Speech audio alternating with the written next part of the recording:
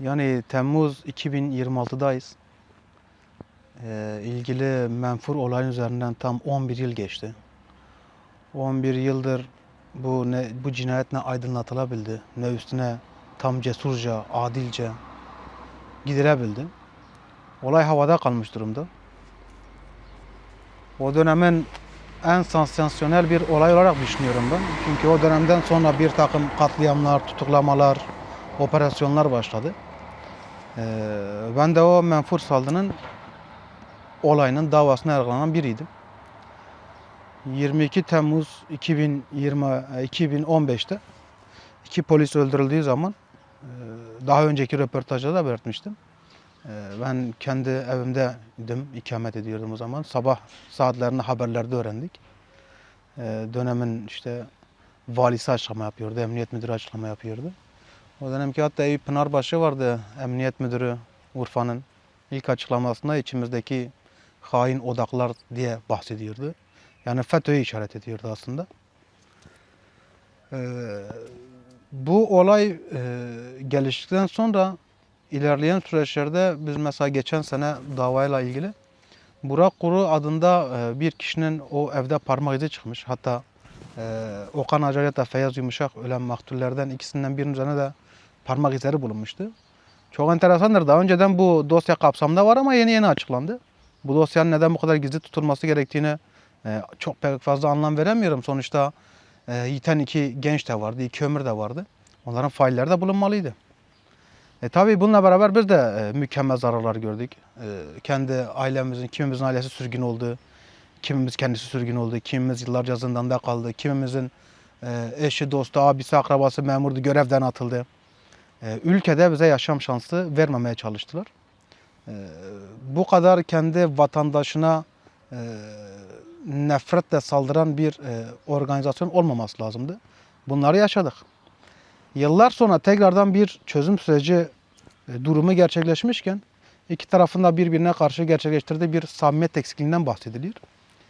Eğer bir samimiyet testine sokulacaksa en büyük samimiyet testi bu davadır.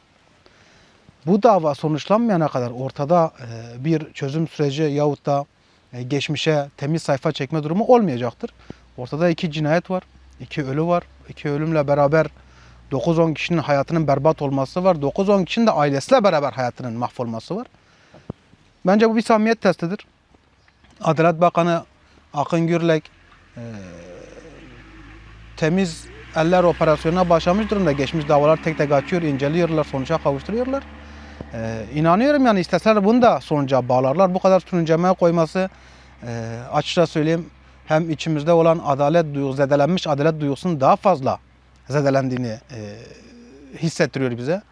Eğer ki bir demokratik entegrasyondan bahsediliyorsa, devlet, halk, millet yahut da nasıl tabir ediliyorsa bir birleşme olacaksa yahut da birbirine bir özgüveni, bir güveni olacaksa böyle bir güven esası kurulmalıdır. Böyle bir güven esası kurulmadan salt metinler imzalayarak yahut da basın açıklamaları yaparak halkın yüreğine dokunamazsın. Halkla bir bütünleşme gerçekleştiremezsin. Yapılacaksa nasıl ki bu olayla hesaplaşılıyorsa 38 Dersim'den tutun Zilan'a kadar hepsi hesaplaşmalıdır, kapatılmalıdır. Böyle bir entegrasyon olabilir. Böyle bir ilkeli barış yöntemi olabilir. Yoksa ben yapacağımı yaptım, hadi sen de çekil köşene, bu tarzdan bir ilkeli barış yoktur. Yani olacaksa dediğimiz gibi ilkeli bir barış olmalıdır. Yani bu kırgınlıkların sebebi ne diye sorarsanız biz o zaman daha 19 yaşındaydık. İnsanın aklına eremeyeceği işkencelerden geçtik. Diri diri toprağa gömdüler. Haya burmadan tutun elektriğe kadar tuttular. Kimimizi falakaya yatırdılar. Kimimizi Filistin askısına astılar. Kanlarımız üzerine oturup dalga geçtiler. Güldüler, eğlendiler. Vücudumuzda sigara söndürdüler. Bundan sonra ne olacak? Kusura bakmayın siz değil misiniz diyecekler. Böyle olmamalı. Bir iade itibar da yapılmalı. Bir kucaklama da yapılmalı. Ben bu yönlü bakıyorum. Eğer benim şahsi bir entegrasyonum yahut da bir sahiplenmem olacaksa devletle bu yönlü olmalıdır. Zulmü gören benim. Zulmü gören bensem mazlumluğumun da hakkını vereceklerdir. Yani düşünsenize işkence altındasınız. Size işkence yapan o dönemki FETÖ'cü olarak yakalandılar. O dönemki FETÖ'cüler diyelim. yüzümüze karşı işkencede alay edip gülerek sizin olmadığınızı biliyoruz ama kabul edeceksiniz lan diyorlardı. Yani böyle bir paradoksun, böyle bir filmi içerisindeydik. Direndik. Yani hiçbir türlü suçlamalarını kabul etmedik. Çünkü gerçekten bizler ne katildik ne de yürütülen süreci bozacak kadar da cani insanlarız. Asla böyle bir şey yeltenmezdik. Bu süreci bozanların peşine düşülüp yakalanmalıdır. Ondan sonra bir süreç oturur, ondan sonra halkla bütünleşme olur. Yoksa ben hatırlıyorum o dönem İmralı görüşmeleri oluyordu. Diyordu ki çözüm sürecinde bir aksama olursa darbe mekaniği Türkiye'de işler deniliyordu. Hakikaten ne gerçekleşti? Çözüm sürecinin dağılmasından sonra 2016'da bir darbe mekaniği işledi, yani gerçekleşti. Darbelerin her türlüsüne karşı olduğumuz gibi zulmün de her türlüsüne karşıyız. Tekrardan yeniliyorum. Eğer ki bu süreç belki yerine oturmasa yine darbe mekaniğini çalıştırıyorlar. Türkiye'de gerçekten barışın, kardeşin, huzurun, refahın olmasını istemeyen o kadar kesim var ki. Ve bunu standart kelimelerle bağnazca dış güçler diye bağlayacak bir durum yok.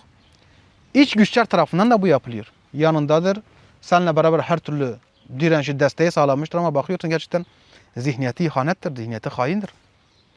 Kim kendine insan diyorsa Türk'ün de, Kürd'ün de kanının dökülmesini istemez ya. Kimse bu ülkenin hiçbir vatandaşının ben vampirane duyguları olduğunu düşünmüyorum. Belki biz ilk değildik bu zulüm altında olan ama gerçekten de son olmasını diliyoruz. Ben Türk analarını da anlayabiliyorum. Bu savaşta evladını yitirenlerini de anlayabiliyorum. Ama onlar da bizi anlasınlar. Gerçekten çocuklarımızı toprağa gönderenler biz değildik. Ama bizi de diri diri toprağa gömenleri tüm kamuoyu tanıyor. Bulun getirin. Yani o dönem biz ihbar ediliyoruz.